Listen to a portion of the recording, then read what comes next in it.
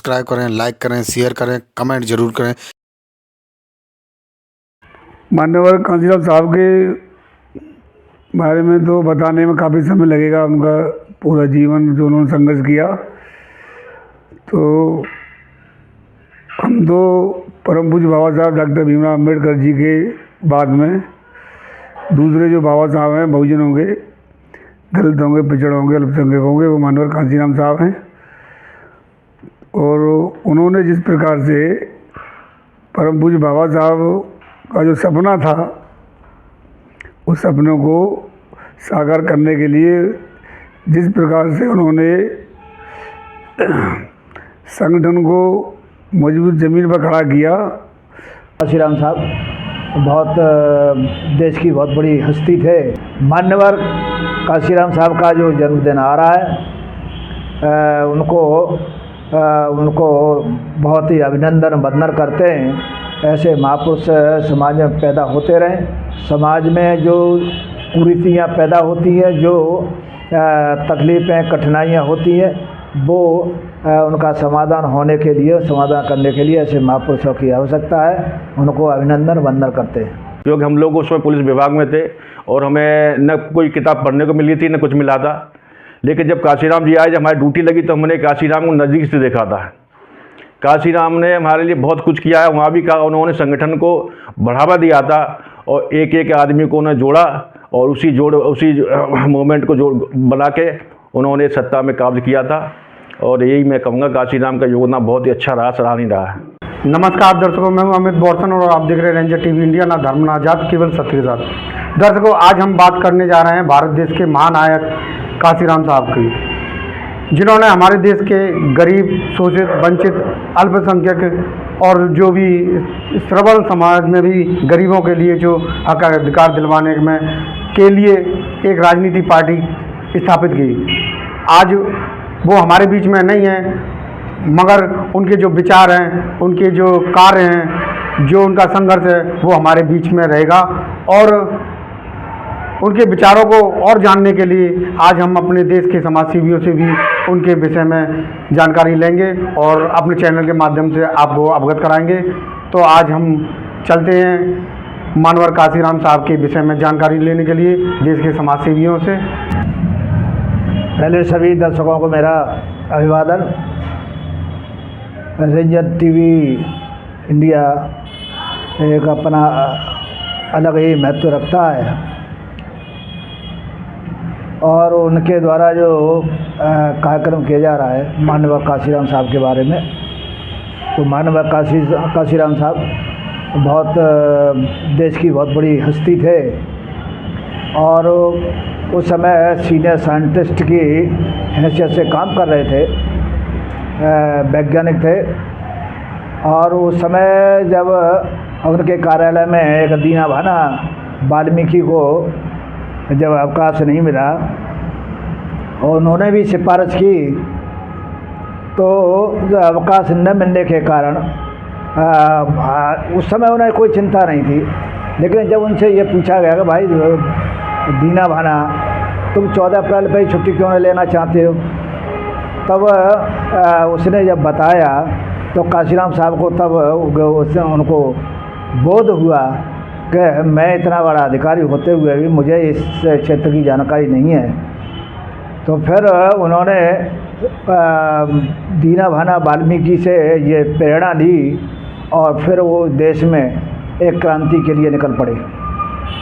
जहाँ तो उन्होंने कोशिश की रिपब्लिकन पार्टी ऑफ इंडिया में सुधार की, उसे आगे बढ़ाने की, लेकिन उसमें कोई सुधार नहीं हुआ। तब उन्होंने बामसेफ की स्थापना की और कर्मचारी अधिकारियों से मिले, लोगों से संपर्क किया और संगठन बनाया। और बामसेफ के बाद फिर उन्होंने दलित शोषित समाज संघर्ष समिति DS4 की स्थापना की। DS4 जिस समय चल रहा था तो उसकी वॉल पेंटिंग दीवारों पर चलती थी नीली स्याही से, और DS4 इतना व्यापक हुआ कि कांग्रेस के भी कान खड़े हो गए।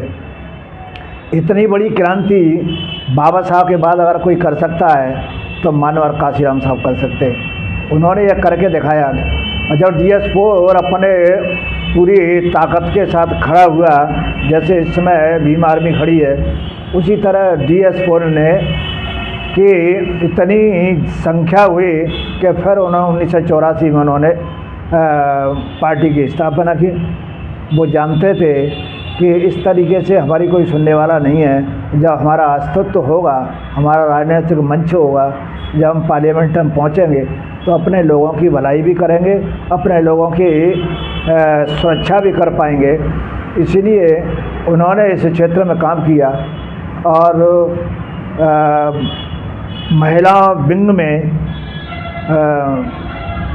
आदरणीय बहन कुमारी मायावती जी उन्हें मिली और उन्होंने उनके साथ काम करके पार्टी को बहुत मजबूत स्थिति में पहुंचाया। वैसे इस देश में जितने भी क्रांतिकारी पुरुष हुए हैं, वो महापुरुष हुए, चाहे EV रामास्वामी नायकर हों, पेरियार ललित सिंह यादव हों, कुम्हाराम आर्य हों, सर छोटूराम हों, या महात्मा ज्योतिराव फुले, शिवाजीराव गायकवाड़ जो हमारे राजा हुए, उसके बाद बाबा साहब अम्बेडकर जिन्होंने इस देश की तकदीर और तस्वीर दोनों को बदल के रखा। जब उनका आंदोलन ऐसा बाबा साहब के जाने बाद फीका पड़ा तो ऐसे महापुरुष का फिर जन्म हुआ। प्रकृति का नियम है, जब कोई समाज ज़्यादा दब जाता है तब फिर एक महापुरुष पैदा होते हैं, और काशीराम साहब भी उसी कड़ी में से एक महापुरुष हैं। उनका बहुत बड़ा योगदान है इस समाज के उत्थान में, एकता बनाने में और एक नया संदेश देने में। तो काशीराम साहब के बारे में वो तो एक समुद्र की तरह है उनका जीवन, उनको कैसे आदमी भुला सकता है। तो संगठन बनते हैं, बिगड़ते हैं, नए पैदा होते हैं, और अगर काशीराम साहब आज होते तो थोड़ा तकलीफ न होती, क्योंकि अब इस समय अस्तित्व है नहीं। तो काशीराम साहब का मिशन अगर कहीं गिरता है या डाउन होता है तो तकलीफ होती है। फिर भी हम अपने लोगों से, अपने समाज के लोगों से ये अपेक्षा करते हैं कि मान्यवर काशीराम साहब का योगदान, उनकी मेहनत रंग लाती रहे, वो अपने स्तर पर बनी रहे। जैसे बाबा साहब ने कहा था कि मैं इस तंबू का बम्बू हूँ, मेरे जाने के बाद इस बम्बू को कौन संभालेगा। तब बुद्ध प्रिय मौर्य ने कहा कि उस समय था कि बाबा साहब हम उस तंबू में बम्बू बनेंगे। तो ऐसे योद्धा पैदा होते रहते हैं, कोई न कोई पैदा होता है, और समाज कभी शून्यता में नहीं जाता। ये प्रकृति का नियम है, बुद्ध का सिद्धांत है। और मान्यवर काशीराम साहब का जो जन्मदिन आ रहा है, उनको बहुत ही अभिनंदन वंदन करते हैं। ऐसे महापुरुष समाज में पैदा होते रहें। समाज में जो कुरीतियाँ पैदा होती हैं, जो तकलीफ़ें कठिनाइयाँ होती हैं, वो उनका समाधान होने के लिए, समाधान करने के लिए ऐसे महापुरुषों की आवश्यकता है। उनको अभिनंदन वंदन करते हैं। काशीराम जी ने बहुत अच्छे, मतलब दलित भाइयों के लिए बहुत अच्छे कार्य किए। जैसे उन्होंने बहुजन समाज पार्टी बनाया, बहुजन समाज पार्टी जब बनाया तो जगह जगह साइकिल लेकर के घूमते थे, और बामसेब को भी उन्होंने अपनाया था। तो जगह जगह वो लोगों ने मेहनत करके उसके बावजूद बामसेब से लेकर के बहुजन समाज पार्टी बनाया। धीरे धीरे का नाम जो है, घूमते घूमते उन्होंने बड़ा संघर्ष किया। उसके बावजूद उन्हें पता चला था कि एक बहन जी हैं जो कि मायावती के नाम से हैं, तो वो बहुत अच्छी पढ़ी लिखी हैं, जो कि एडवोकेट भी थी। तो उस हिसाब से उन्होंने जाकर के, उससे पता चला तो वहाँ जाकर के पहुँचे। तो उन्होंने कहा कि आप क्या बनना चाहती हो? तो उन्होंने कहा कि मैं IAS बनना चाहती हूँ। बोले IAS बनने से हमारी समाज का कोई भला नहीं होगा। मैं खुद अधिकारी IAS था, जो कि मैं किसी को अपने भाई को, अपने दलित समाज को मैं बचा नहीं सका। तो आप जो है मेरे साथ राजनीति में आ जाइए, और राजनीति में जब हम आएंगे तो हम पार्लियामेंट में चुन करके जाएंगे तो अपने दलितों के हित की बात करेंगे, और आगे चल करके हमारा भविष्य उसी में है। तो मायावती जी ने उनकी बात को मान लिया, और वो खुद के पार्टी के अध्यक्ष थे। मायावती को लेकर के उन्होंने काम घूमे, और कई जगह वो घूमने के बाद में वो मुख्यमंत्री भी 4 दफ़े अपने यूपी की 4 बार मुख्यमंत्री बनी। और हम जैसे दलित आदमियों, जैसे कि उनको आदिवासी और बाकी का नाम है जो है अल्पसंख्यक लोगों के लिए भलाई के कार्य किए, जो कि बहुत अन्य हैं। उसके पश्चात काशीराम बीमार हो गए, तो मायावती जी ने उनका अच्छे तरह से इलाज कराया, अपना पिता मान करके इलाज कराया, और कराते कराते उनकी अचानक मौत हो गई। तो पंजाब में जो जिनके परिवार के आदमी थे, वो उन्होंने कह दिया कि हम अब बहुजन समाज पार्टी को वोट नहीं देंगे, क्योंकि हमारे जो है उन्होंने इस तरह से उनको मरवाया है, जबकि ऐसा था नहीं। उन्होंने बड़े लाड़ प्यार से, परिवार से पिता समझ करके उनको जो है इलाज कराया, लास्ट में उनकी मौत हो गई। और यही है कि अब इस समय जो है काशीराम तो है ही नहीं है, लेकिन मैं ये कहना चाह रहा हूँ कि मायावती अभी फ़िलहाल अध्यक्ष हैं, और उन्होंने अपने भतीजे को वो अधिकार दे दिया है। तो समाज में कुछ लोग ये कह रहे हैं कि भाई अब उस बहुजन समाज पार्टी के दिन अच्छे नहीं हैं। तो मैं तो यही कहूँगा कि अच्छे दिन के लिए मायावती बाहर निकल कर के संघर्ष करें। काशीराम जी अभी फ़िलहाल जीवित नहीं हैं, लेकिन काशीराम की जो बहुजन समाज पार्टी को छोड़ गए उसको हमें जीवित करना है, और आगे चल करके उनके विचारों पे चलना है, यही हमारी कामना है। क्यों? वो अपने महान पुरुषों को लेके चले थे, और महान पुरुषों को लेके चलने के बाद हमें भी वो महान पुरुष हैं हमारे लिए, इसलिए उन्हें आगे चल करके बहुजन समाज पार्टी के हित में कार्य करेंगे और आगे उनको बढ़ाएंगे। मान्यवर काशीराम साहब का जन्म सन 1935 15 मार्च को हुआ था। अब 15 मार्च आने वाली है, उनका जन्मदिन मनाया जाएगा। मान्यवर काशीराम साहब पंजाब के रोपड़ ज़िले में उनका जन्म हुआ, और उन्होंने सबसे बड़ा त्याग किया, शादी नहीं कराई, रिसर्च उसमें वैज्ञानिक थे। जब वो दीना भाना वाल्मीकि की छुट्टी नहीं मिली तो उन पर उन्होंने अभियान छेड़ा, और उन्होंने पूरे ऑल इंडिया के अंदर बिगुल बजाया, और सभी हमारे SC ST और माइनॉरिटी के लोगों को इकट्ठा किया। सबसे पहले उन्होंने बामसेप बनाई। बामसेप में सब 4th क्लास से लेकर के IAS PCS और भी सबरे अधिकारियों से पूरे साइकिल से उन्होंने पूरे ऑल इंडिया के अंदर भ्रमण किया, और एक संगठन बनाया बामसेप के माध्यम से। जब उन्होंने देखा कि बामसेप के आदमी स्टेज पे बोल नहीं सकते, भाषण दे नहीं सकते, लेक्चर दे नहीं सकते, तो फिर उन्होंने एक DS4 बनाई। DS4 बनाने के बाद फिर उन्होंने सन 1984 में जब ये BSP पार्टी बनाई थी, बहन जी मायावती से मिले। बहन जी मायावती ने बहुत संघर्ष किया है, वो भी महारानी है बेचारी, उन्होंने भी त्याग किया है ये हमारे समाज के प्रति। उन्होंने भी शादी नहीं कराई। उन्होंने ये बिगुल बजाया कि आज जो हमारे दलितों पे और आदिवासियों पे जितने भी अत्याचार हुए हैं, तो उन्होंने एक खम खड़ा करके मान्यवर काशीराम साहब ने कहा कि आप क्या बनना चाहती हो, तो उन्होंने कही मैं IAS या PCS IAS बनना चाहती हूँ। तब भी आप सरकार के बंधन में रहोगी, इसलिए आप मेरे साथ आएँ और राजनीति में कूदें। तो जो IAS PCS तुमसे दूर से ही सलाम करेंगे और तुमसे डरेंगे, और शासन की सत्ता जब चाबी हमारे हाथ में होगी तो प्रशासन अपने आप ही हमारे कहने के अनुसार चलेगा और हमारे ऊपर अत्याचार नहीं होंगे। आज हमारे बीच में महान काशीराम साहब बीच में नहीं है, और बीच में उनके जो कारवा और उनका जो लेखक वो कभी दुनिया में मिटेगा नहीं। आज बड़े दुख भी है और दुख के साथ में कहना पड़ता है बाबा साहब के मैं तो मानता हूँ अपने दिल से डॉक्टर भीमराव अंबेडकर के सेकंड बाबा साहब थे तो मानवर काशीराम साहब थे।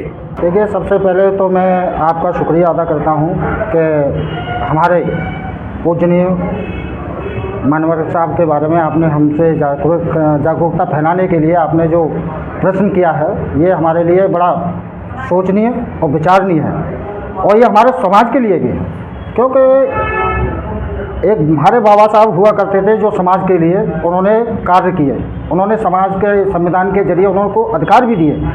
लेकिन बाबा साहब के जाने के बाद में एक ये कारवां रुक सा गया। अगर इस कारवां को आगे बढ़ाने के लिए अगर किसी ने भी प्रयास किया है तो वो मानवर काशीराम जी हैं, जो हमारे समाज के लिए एक प्रेरणा है। हमारे समाज के लिए ऐसे पुरुष होना बड़े गर्व की बात है हमारे समाज में, और जो समय समय पर हमको अच्छा मार्गदर्शन देते रहे, अच्छे विचार देते रहे। उन्होंने ही हमको राजनीति करना सिखाया। राजनीति एक वो चाबी है, हमारे मानव साहब ने कहा था कि राजनीति एक ऐसी चाबी है कि आपके हर दरवाजे की चाबी को खोल सकती है, ताले को खोल सकती है। तो इसी प्रकार से उन्होंने शासन करना सिखाया। सबसे पहले माननीय बहन जी 5-5 बार हमारे मुख्यमंत्री, 4-4 बार रहीं, और उसके बाद में अगर किसी को राजनीति करना सिखाया तो बहन जी ने भी काफ़ी प्रयास किए, अपने समाज के लिए किए। हम ये नहीं कह रहे, लेकिन आज हमें ऐसा महसूस हो रहा है कि कुछ कारवां रुक सा गया है। कारवां रुक सा गया है, इसीलिए हमें पुनः हमारे बहुत से बुद्धिजीवी लोग हैं, बहुत ही सीनियर हैं, और वो अपने विचार समाज के लिए हमेशा रखते रहते हैं, और उन विचारों को ध्यानपूर्वक अपने समाज के लोगों को, जो गरीब तबके और जो बेरोजगार लोग हैं, उनको उनके विचार सुनने चाहिए कि उनकी तरक्की किस तरीके से हो सकती है, किस तरीके से नहीं हो सकती है, और ये विचार जन जन तक पहुंचना चाहिए। हमारा समाज थोड़ा सा ऊंचा उठने का प्रयास कर रहा था, लेकिन जो इस समय जो सरकार है उसने हमारे समाज को गिराने के लिए ये बहुत ही बड़े स्तर पर षड्यंत्र रचे जा रहे हैं। आज उनकी शिक्षा को ख़त्म किया जा रहा है। जो हमको हमारे मानवर साहब, बाबा साहब ने जो अधिकार दिए थे उनको सबको छिन्न भिन्न किया जा रहा है। यहाँ तक कि हम लोगों के जो पढ़ाई शिक्षा का जो अधिकार है, जो छात्रवृत्ति आती थी उसको भी बंद कर दिया गया, और यहाँ तक कि हमारे लिए पढ़ाई के लिए गरीब हैं, थोड़ा उठे, वो ख़त्म कर दी। अब वो काम पर जा रहे हैं, युवा बेरोजगार हो रहा है, और आज उनके लिए खाने और पहनने तक की पूंजी नहीं है। ये हम लोगों ही नहीं, हम ही लोगों को इस पर विचार करना चाहिए, सोचना चाहिए, और किस तरीके से हम आगे बढ़ सकते हैं और कैसे इन समस्याओं से निपटा जा सकता है। हमारे मानवर साहब वो हमारे महान पुरुष हैं, इसमें कोई वो नहीं है कि हमारे समाज के लिए उन्होंने इतना किया है, आज वो हमारे बीच में नहीं है, और ये हम लोगों के लिए बड़ी दुख की बात है कि हम विचार उनके सुने हैं, लेकिन हम ज़्यादातर उनके विचारों पर नहीं चल पा रहे हैं। ये कहाँ पर कमी है हम लोगों में, इस पर भी विचार करने की वो है। और मैं मानवर साहब का सच्चा सिपाही रहा हूँ, और उनके महान विचारों को मैं जन जन तक पहुँचाने का प्रयास करता रहता हूँ। सबसे पहले अमित जी, मैं आपको धन्यवाद देते हुए नमो जय भीम। मान्यवर काशीराम साहब के बारे में तो बताने में काफ़ी समय लगेगा, उनका पूरा जीवन जो उन्होंने संघर्ष किया। तो हम तो परम पूज्य बाबा साहब डॉक्टर भीमराव अंबेडकर जी के बाद में दूसरे जो बाबा साहब हैं बहुजनों के, दलित होंगे, पिछड़ होंगे, अल्पसंख्यक होंगे, वो मानवर काशीराम साहब हैं। और उन्होंने जिस प्रकार से परम पूज्य बाबा साहब का जो सपना था, उस सपनों को साकार करने के लिए जिस प्रकार से उन्होंने संगठन को मजबूत ज़मीन पर खड़ा किया। और जो उनका बाबा साहब का जो सपना था कि इस देश के जो जिनके वोट ज़्यादा हैं, जिनकी संख्या ज़्यादा है, वो इस देश के हुक्मरान बने, वही मनोहर काशीराम साहब ने उसी पैटर्न पर काम किया। और यहाँ भी आए आगरा में कई बार, हम उनके सानिध्य में रहे।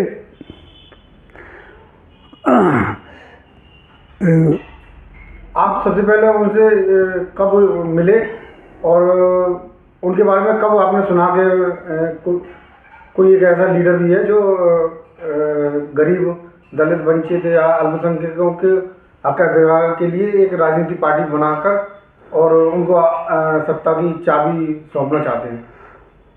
हमारी मुलाकात, हम तो सबसे पहले करीब 81-82 में हमारी मुलाकात हम मिले थे। और 81-82 में हम मिले। और सबसे पहले हमने उनकी मीटिंग अटेंड जो की, वो आगरा में एक सभा हुई थी डॉक्टर अम्बेडकर पार्क में। तो उस सभा में सांड आ गया था और भारत सिंह बघेल उस मीटिंग के संयोजक थे, सर्वेसर्वा थे। और उससे पहले, उसके बाद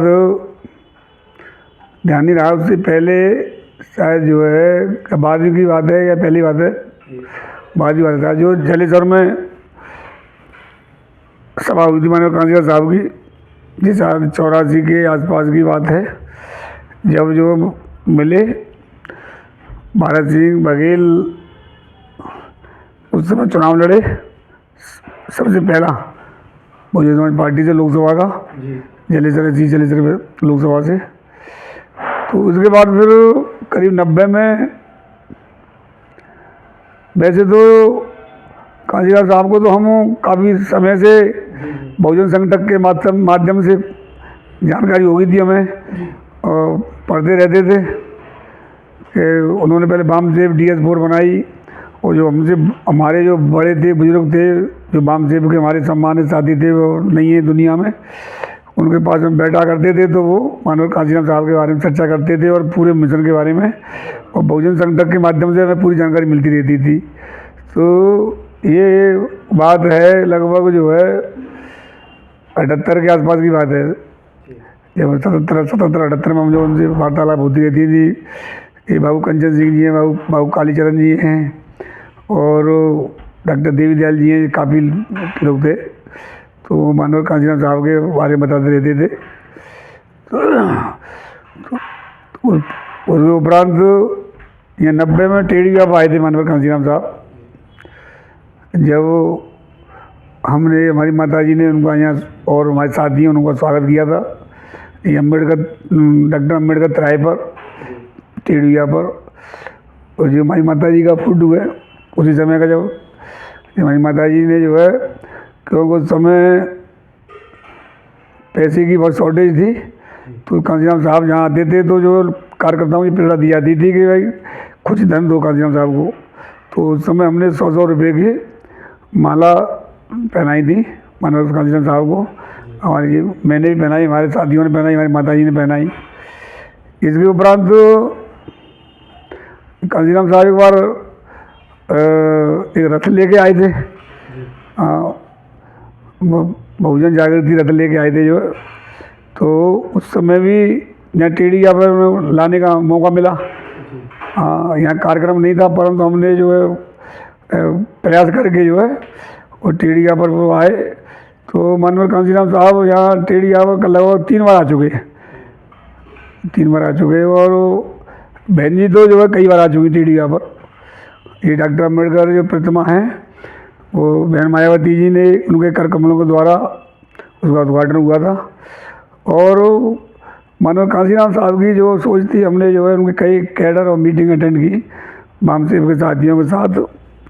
दिल्ली के मावलंकर हॉल में भी गए हम, वहाँ भी मीटिंग ली थी सिर्फ मुस्लिम समाज की मनोहर काशीराम साहब ने। तो उनकी जो सोच थी कि वो उनकी बाबा साहब की जो बातें थी उन्हीं बातों को वो जनता तक पहुंचाते थे। कि बाबा साहब ने कहा था कि जो इस समाज में जो बहुजन समाज है, दलित है, पिछड़ा है, अल्पसंख्यक है, उसकी सारी जो समस्याएं हैं, उनकी सारी समस्याओं की चाबी जो है मतलब राजनीति है। और राजनीति से ही हमारे जो है मतलब समस्याओं के तालों को हम खोल सकते हैं। और दूसरा, जब देश आज़ाद हुआ तो मतलब इसकी जो राजनीति की सत्ता की जो बागडोर रही वो जो है गैर बहुजनों के हाथ में रही।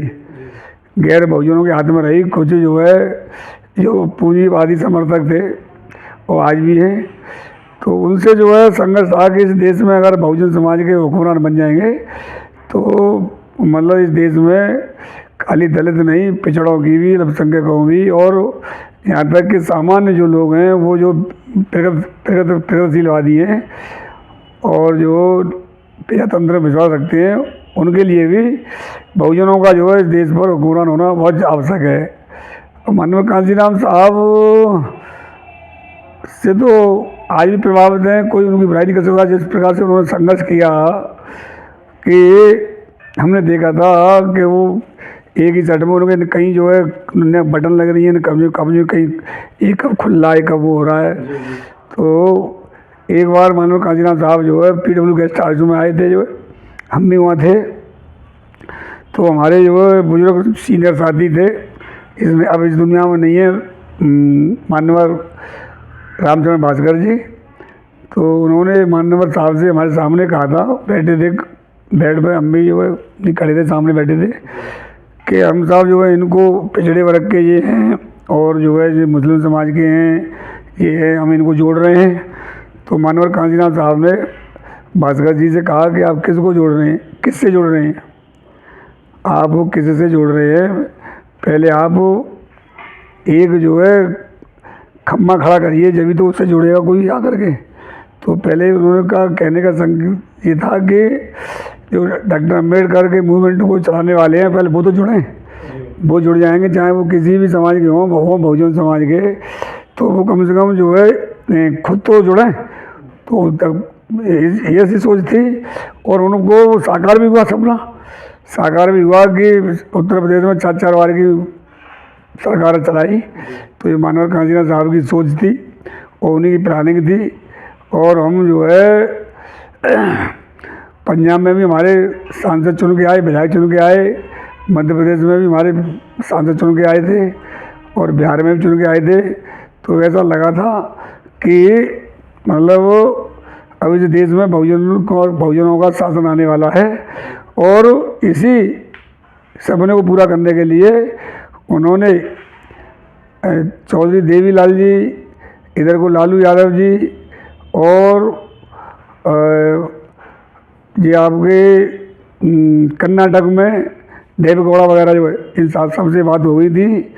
और अगले प्रधानमंत्री के लिए और आगे जो है बहुजन समाज को कैसे स्थापित करना है, तो सबसे बात हो गई थी कि अगला चुनाव जो है बहुजन समाज का प्रधानमंत्री बनेगा, आने वाला चुनाव है। उससे पहले ही षड्यंत्र के तहत माननीय कांशीराम साहब को जो है बिल्कुल जैसे डेड घोषित कर दिया, जो है उनको कहीं कार्य करने लायक नहीं छोड़ा जो है। और धीरे धीरे किसी भी षड्यंत्र के वो शिकार हो गए, फिर उनकी जो क्षमता वो ऐसी नहीं रही कि वो आगे कुछ कर सकें।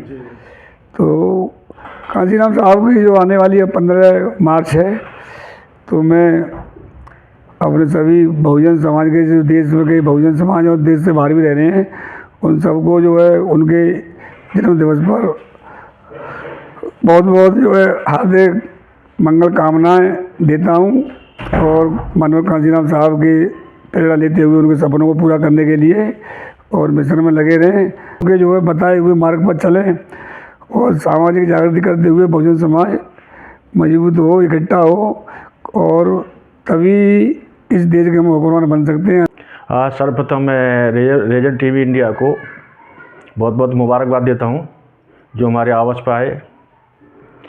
मैं एक पुलिस विभाग में सर्विस करके आज मैं सेवानिवृत्त हूं और वो मेरे पिताजी सदैव गोपीचंद सुमन जो संघ दर्पण पत्रिका चलाते थे, मैं उनका सुपुत्र हूँ। मेरे पिताजी ने बहुजन समाज के लिए बहुत कुछ किया है। मैं उसी मिशन को लेकर चल रहा हूँ।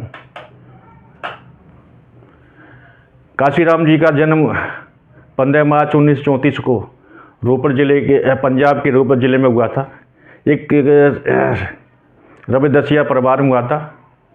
और माननीय काशीराम जी का बचपन बहुत ही कष्टदायक हुआ था, क्योंकि एक किसान के बेटे थे और वो किसान के बेटे होते हुए भी उन्होंने बहुत मेहनत करके एक अच्छा पद प्राप्त किया था और एक IAS पर बने थे। माननीय काशीराम जी ने बाबा साहब को मिशन के लेकर अपने पद से इस्तीफा दिया था और वो बहुजन मूवमेंट में जुड़ गए, क्योंकि उस समय बहुजन समाज एक सो रहा था और वो उनके ऊपर अत्याचार होते थे। तो माननीय काशीराम ने इस्तीफा देके वाम से बनाई, BS4 बनाई, फिर बहुजन समाज पार्टी बनाई। उन्होंने पिछड़ी जात ST SC OBC को एकत्र किया और अपना मूवमेंट आगे बढ़ाया।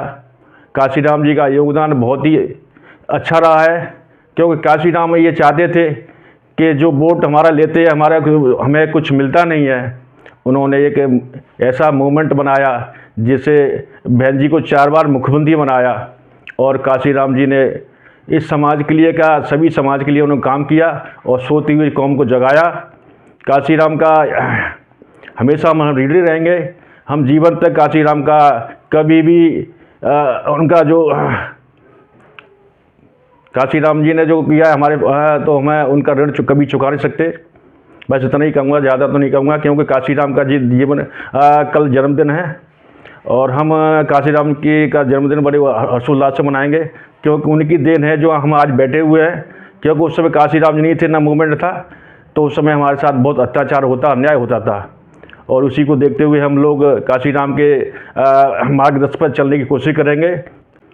हम जनपद रामपुर में मैं पोस्टिंग था, तो मेरी ड्यूटी लगी थी वहाँ पर। तो माननीय काशीराम हमें नहीं मालूम था कि माननीय काशीराम जी आएंगे, क्योंकि हम लोग उसमें पुलिस विभाग में थे और हमें न कोई किताब पढ़ने को मिली थी, न कुछ मिला था। लेकिन जब काशीराम जी आए, जब हमारी ड्यूटी लगी, तो हमने काशीराम को नज़दीक से देखा था। काशीराम ने हमारे लिए बहुत कुछ किया है। वहाँ भी उन्होंने संगठन को बढ़ावा दिया था और एक आदमी को उन्होंने जोड़ा और उसी मूवमेंट को बना के उन्होंने सत्ता में काब्ज किया था। और यही मैं कहूँगा, काशीराम का योगदान बहुत ही अच्छा रहा, सराहनीय रहा है। नवोबदा जय भीम। तो आज की न्यूज़ आपको पसंद आए तो लाइक करें, शेयर करें, कमेंट करें, सब्सक्राइब ज़रूर करें, जिससे कि हमारा चैनल आगे बढ़ सके और हम अपने देश और देशवासियों की सेवा कर सकें। इसी के साथ फिर मुलाकात होगी, तब तक के लिए आपसे विदा लेते हैं। नमस्कार।